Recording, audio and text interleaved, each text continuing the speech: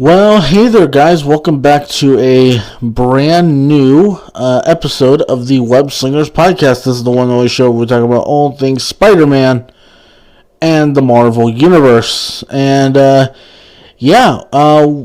this episode, we are going to go ahead and do a trailer breakdown for Guardians of the Galaxy Volume 3. A brand new trailer dropped during, I believe the convention is CC...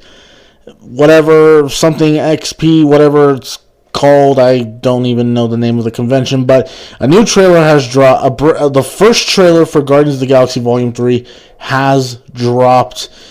James Gunn has talked about this film as the concluding chapter for this current iteration of the Guardians of the Galaxy. So, let's not waste any time and let's go ahead and talk about this trailer. But before we do, I should let you guys know that there is not going to be a brand new episode of the Zeke Said So show this week.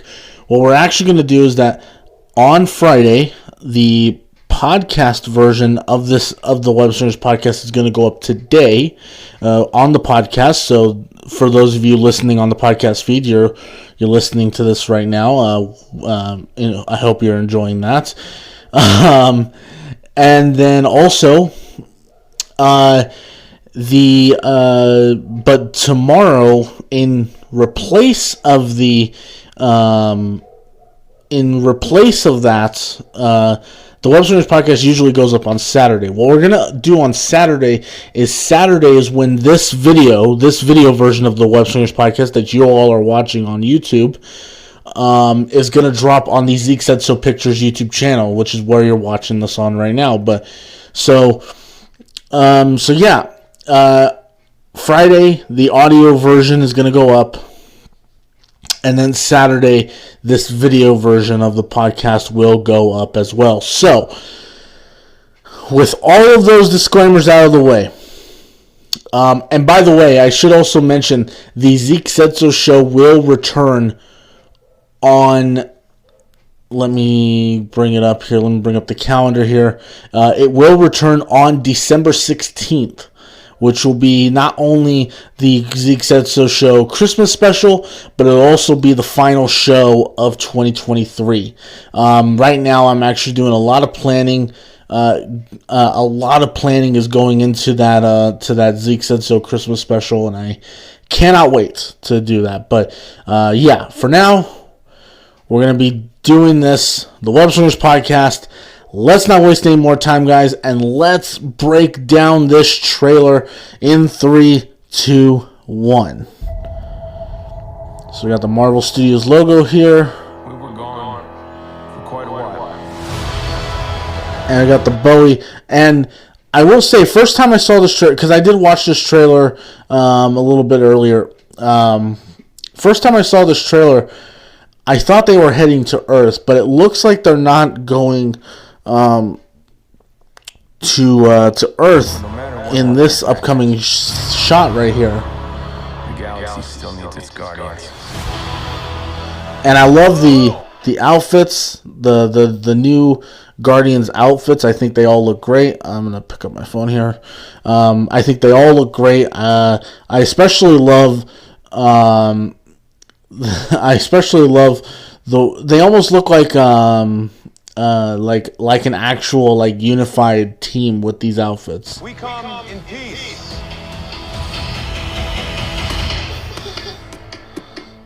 And then, and I feel like this is going to be kind of like the opening scene of the movie. I feel like we're going to see a scene where the Guardians are going to try and do their thing across the galaxy, and this is going to kind of be like the opening credits montage where they're going to have to, stop these citizens from throwing stuff at them after Drax very distastefully threw that ball at that little girl's head. Someone should take that little girl to the hospital. I think she might have a concussion. Drax, seriously, dude? And that cracks me up is the fact that Drax starts the whole conflict by throwing the ball at the little girl. Then all of a sudden, when someone throws something at Peter, he laughs, and then when someone throws something at him, he yells, "Hey!" I just find that so hilarious. But yeah, and even with the song choice in this trailer, it seems like they're really going for a much more darker film this time around. Because the Guardians films have been really fun space operas. There's been some serious moments in the Guardians films, but for the most part, they have been very fun space opera films. This one looks like it's going to be a little bit more emotional than the first two, and I really like that. And we get a shot of Baby Rocket here, which is, I guess, what everyone at Comic-Con was talking about when Marvel had shown some footage of this film at Comic-Con. It looks like we're going to be getting Rocket's origin story, which makes me believe that this third film is really going to be centered around Rocket Raccoon, that this is going to be kind of his story, which is really great. And I even love the transition here from Baby Rocket to, the Rocket that we know now. And it makes sense. It kind of makes sense for this next installment to be Rocket-centric because, the last film he had, in the last Guardians movie especially, he had kind of like a huge arc in the sense where he learned a lot from Yondu and learned a lot about who he was through the perspective through how people perceived Yondu. Is that, Yondu was always acting like he was, tough and badass, but deep down he was, he had a little bit of a soft spot, and same with Rocket. So I love that whole thing. I also love this scene where it looks like the Guardians are getting in like these little space suits and they're jumping into like an open outer space area.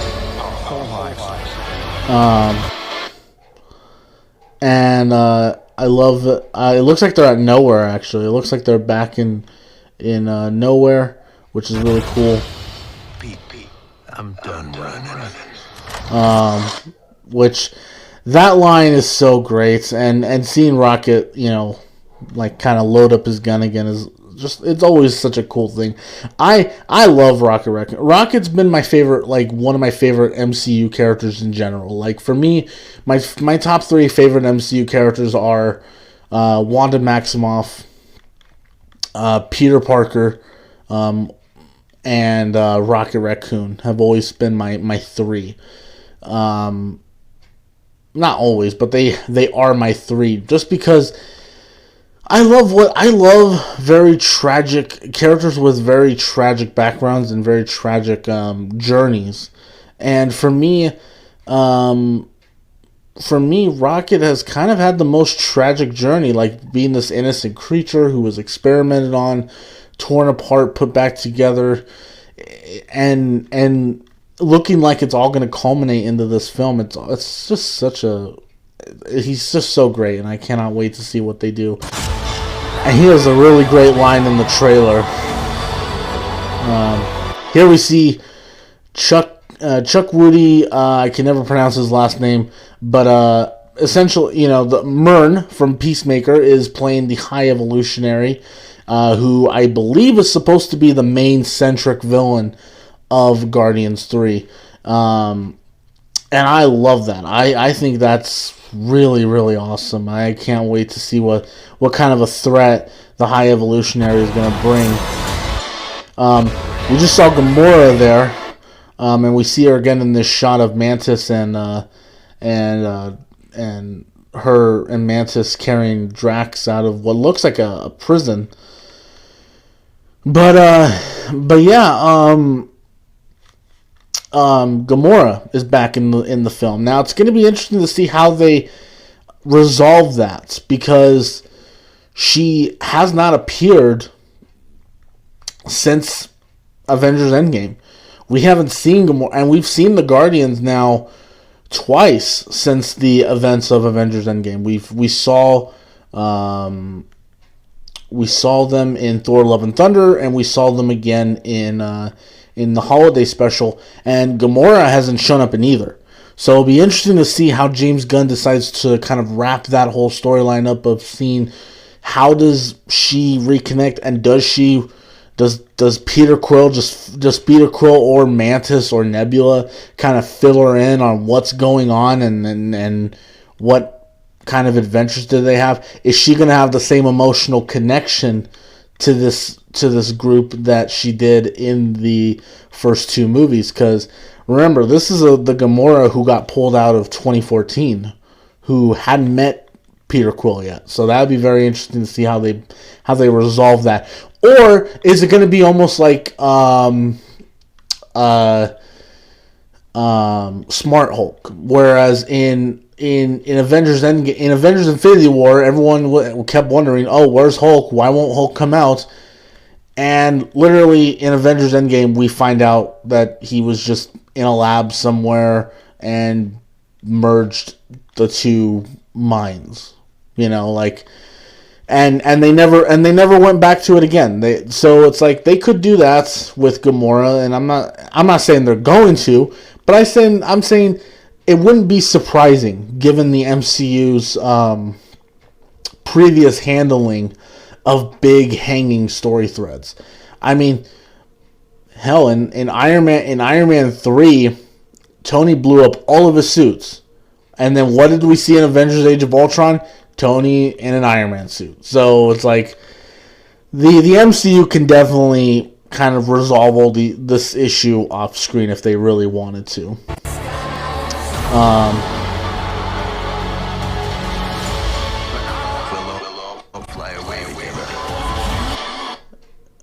I love that line. We'll all fly away together. This one last time. And that close up of the High Evolutionary. Let me just go back to that real quick. Let me see what I can find. That shot. Oh, that close up, man, just looks so creepy. It just looks so creepy. And then this looks like a very intense moment with Quill here. And I have a theory. I think that shot right there is going to be where Rocket's going to meet his ultimate demise. And I think Peter Quill's going to feel a real heavy impact on that passing.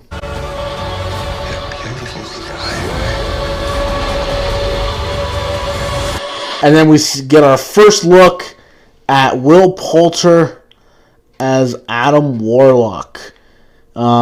Yes, a character who Marvel fans have been waiting to see for a very long time. Everyone kept saying, oh, he's going to be in Infinity War and Endgame. And I kept telling people, no, Adam Warlock's not going to be in Infinity War or Avengers Endgame. And everyone kept telling me, oh, you don't even know what's going to happen. You're just stupid. You're stupid, Zeke. He's going to be in Infinity War and Endgame. You just don't know it. You just don't know anything. And what happened? We didn't see him in Infinity War or Endgame, so suck it. And of course we knew Adam Warlock was going to appear because of what happened at the end of Volume 2. What was one of the post-credit scenes we saw in Volume 2? We saw the High Priestess on the Sovereign were creating a brand new person in a birthing pod. And that person was, of course, Adam Warlock. And so now we're seeing Will Poulter as Adam Warlock. And he just looks so great. He looks so great. I love the look of Adam Warlock. I cannot wait to see what kind of threat he brings. And it looks like he's on nowhere. In this shot in particular, it looks like he comes to nowhere to cause problems for the Guardians.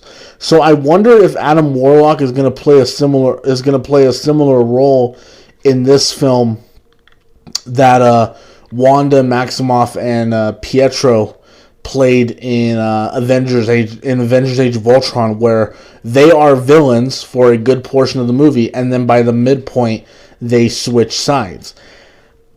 I wonder if Adam Warlock's going to be that similar character where he's going to be a villain, and by the midpoint of Guardians 3, or at least by the third act, Adam Warlock will be working with the Guardians, because I don't think you bring in Adam Warlock just to use him for one movie. I don't see James Gunn doing that. I don't see James Gunn bringing Adam Warlock in just to use him for one movie and then have Kevin Feige just be like, yeah, we don't have any plans for Adam Warlock, so yeah, go ahead. Just kill him. I don't see that happening. So, yeah, very exciting to see that. He, of course, just looks like he punches Nebula right in the face, which is really intense. We get a shot of Mantis here crying, which makes me wonder, who is she crying over? Like, what could this possibly mean? And we get one shot of the Guardians walking. Another great shot of Rocket. And then we are Groot. And that shot, let's just go back to it for a second. Hold on. That shot of Groot and Quill standing back to back is so great. I have a feeling that this is actually going to be a moment after Rocket dies, because I think Rocket's going to die probably around the midpoint of the movie. I think Groot and Quill are really going to work together as a kind of father-son duo, and that's going to be pretty. That would be pretty sweet. I love that shot of Groot and Quill just standing back to back.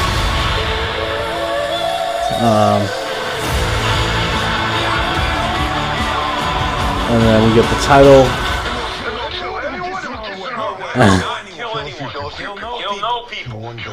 One stupid guy who no one loves. Now you're just making it sad. And of course, we got the release date, May 5th, 2023. And it looks like freaking Sylvester Stallone is coming back in the film. So looks like we're going to be seeing a little bit of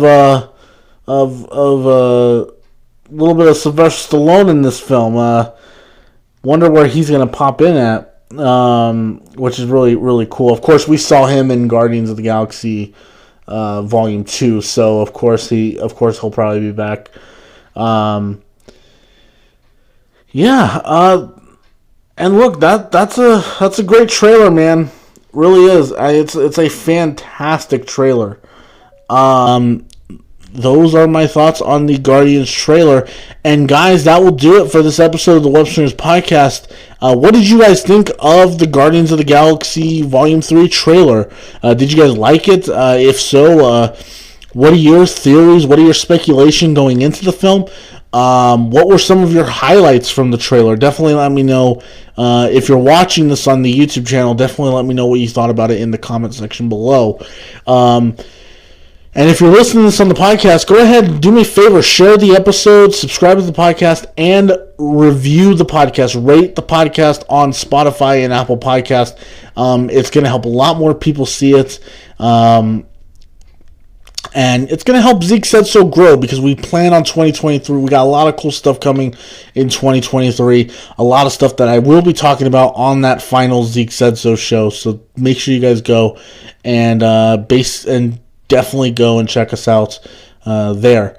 But yeah, guys, you guys can follow me on Instagram. Do I want to plug in my Twitter? Oh, I'll plug it in I'll plug my Twitter in right now.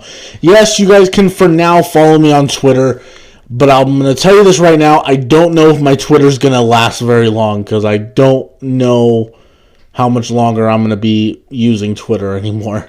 But if you want to follow me on Twitter, you guys can at Zeke Said So on Twitter and on Instagram at Zeke_said_so. Instagram, I'm way more active on Instagram than I am on Twitter. So definitely go and follow my Instagram for sure. But yeah, guys, that will do it for this podcast, for this episode of the Webstreams Podcast, guys. Thank you so much for listening or for watching. And if you guys like the video, please make sure you like and subscribe. I think I should subscribe to the YouTube channel and the podcast feed because Zeke the Geek said so. And don't forget, guys, with great power comes great responsibility.